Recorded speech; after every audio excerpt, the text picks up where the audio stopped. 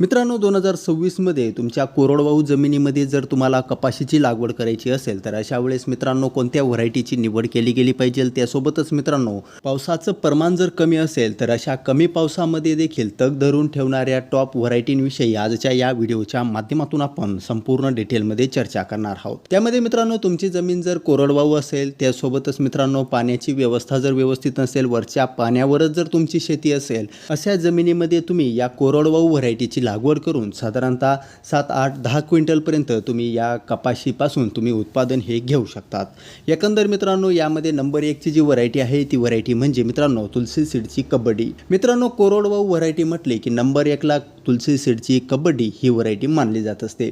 मित्रांनो कोरडवाहू जमिनीमध्ये चांगल्या प्रकारे जबरदस्त उत्पादन क्षमता या व्हरायटीची आपल्याला बघायला मिळत असते। त्यासोबतच मित्रांनो नंबर 2 ची जी कोरडवाहू जमिनीसाठी जी व्हरायटी आहे ती म्हणजे मित्रांनो प्रभात सीडची सुपर क्वाट। मित्रांनो प्रभात सीडची सुपर क्वाट ही देखील व्हरायटी अत्यंत नावाजलेली आहे, जबरदस्त उत्पादन क्षमता। त्यासोबतच मित्रांनो पावसाचं प्रमाण जर कमी असेल तर साधारणतः 15 दिवस 25 दिवस साधारणतः महिनाभरापर्यंत पाणी नसताना तग धरून ठेवणारी ही एक व्हरायटी मानली जात असते। एकंदर मित्रांनो ही जी व्हरायटी आहे ही व्हरायटी साधारणतः 140 ते 150 दिवसामध्ये तयार होत असते। यासोबतच मित्रांनो या व्हरायटीची लागवड करत असताना 4x1.5 किंवा 3x2 फुटावर तुम्ही या व्हरायटीची लागवड ही करू शकतात। त्यासोबतच मित्रांनो नंबर 3 ची जी व्हरायटी आहे ती म्हणजे मित्रांनो अंकुर सीडची 3028। मित्रांनो अंकुर 3028 ही देखील कोरडवाहू जी व्हरायटी आहे ती कोरडवाहू जमिनीसाठी मानली जात असते। मित्रांनो ही देखील व्हरायटी साधारणतः 150 ते 160 दिवसामध्ये तयार होत असते। तुम्ही हिची देखील लागवड करू शकतात। त्यासोबतच मित्रांनो अत्यंत महत्त्वपूर्ण अशी कोरडवाहू व्हरायटी म्हणजे मैकोची जंगी। मित्रांनो मैकोची जंगी ही देखील कोरडवाहू जमिनीसाठी अत्यंत महत्त्वपूर्ण अशी व्हरायटी आहे। उत्पादन देखील चांगल्या प्रकारे असतं। त्यासोबतच जर पाऊस साधारणतः लांबला तर अशा परिस्थितीमध्ये चांगल्या प्रकारे तग धरून ठेवणारी ही व्हरायटी मानली जात असते। त्यासोबतच मित्रांनो ही व्हरायटी लागवड झाल्यापासून साधारणतः 150 दिवसामध्ये तयार होत असते। त्यासोबतच या व्हरायटीची बोंड देखील आपल्याला मोठी बघायला मिळत असतात। मित्रांनो त्याचबरोबर 5व्या क्रमांकाची जी व्हरायटी आहे ती म्हणजे अजित 155।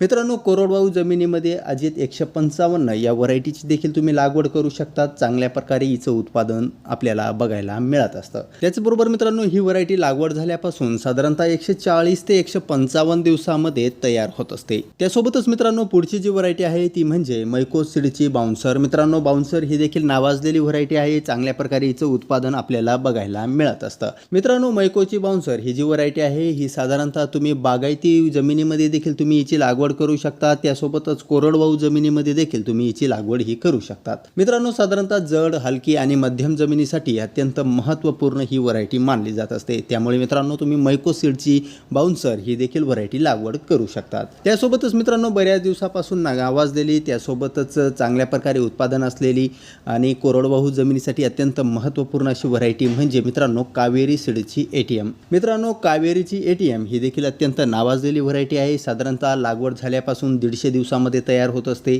त्याचबरोबर मित्रांनो ही व्हरायटी लागवड करत असताना साधारणतः 4x1.5 किंवा 3x2 या अंतरावर तुम्ही या व्हरायटीची लागवड ही करू शकतात। त्यासोबतच मित्रांनो पुढची जी व्हरायटी आहे ती म्हणजे आदित्यची मोक्ष। मित्रांनो मोक्ष ही व्हरायटी जरी म्हटली तरी ही देखील कोरडवाहू जमिनीसाठी देखील चांगल्या प्रकारची व्हरायटी मानली जात असते। त्यामुळे मित्रांनो तुम्ही या व्हरायटीची देखील लागवड करू शकतात। त्यासोबतच मित्रांनो शेवटच्या क्रमांकाची जी व्हरायटी आहे ती म्हणजे मित्रांनो तुलसी सीडची पंगा। मित्रांनो तुलसी सीडची पंगा ही देखील अत्यंत महत्त्वपूर्ण व्हरायटी ही कोरडवाहू जमिनीसाठी मानली जात असते। त्यामुळे मित्रांनो तुम्ही तुमच्या कोरडवाहू जमिनीसाठी या व्हरायटीची निवड करू शकतात। एकंदर मित्रांनो या ज्या व्हरायटी आम्ही तुम्हाला सांगितल्या ह्या तुम्ही तुमच्या कोरडवाहू क्षेत्रासाठी कोरडवाहू शेत जमिनीसाठी तुम्ही लागवडीसाठी तुम्ही या व्हरायटी वापर करू शकतात। त्यासोबतच मित्रांनो या ज्या व्हरायटी आहेत या व्हरायटी कोरडवाहू जमिनीमध्ये चांगल्या प्रकारे जास्त दिवसापर्यंत पाऊस जर नाही आला तर चांगल्या प्रकारे तग धरून ठेवतात। त्यासोबतच मित्रांनो सगळ्यात महत्त्वाची गोष्ट म्हणजे कमी पावसामध्ये येणाऱ्या या व्हरायटी आहेत। सोबतच उत्पादन देखील चांगल्या प्रकारे बघायला मिळणार आहे। एकंदर एक गोष्ट लक्षात घ्या की जी आपण बागायती क्षेत्रापेक्षा हे अत्यंत कमी आपल्याला उत्पादन हे कोरडवाहू शेतामध्ये बघायला मिळत असतं। ही एक गोष्ट या ठिकाणी लक्षात ठेवणं गरजेचं आहे। एकंदर मित्रांनो तुम्ही चॅनलवर नवीन आला असाल तर चॅनलला सबस्क्राईब करा आणि बेल आयकॉनवर क्लिक करायला विसरू नका। एकंदर मित्रांनो या व्हिडिओबद्दल जर तुम्हाला काही शंका असेल, या व्हरायटीबद्दल जर काही शंका असेल तर तुम्ही कमेंट बॉक्समध्ये विचारू शकता। तुम्हाला 100% उत्तर हे दिलं जाईल।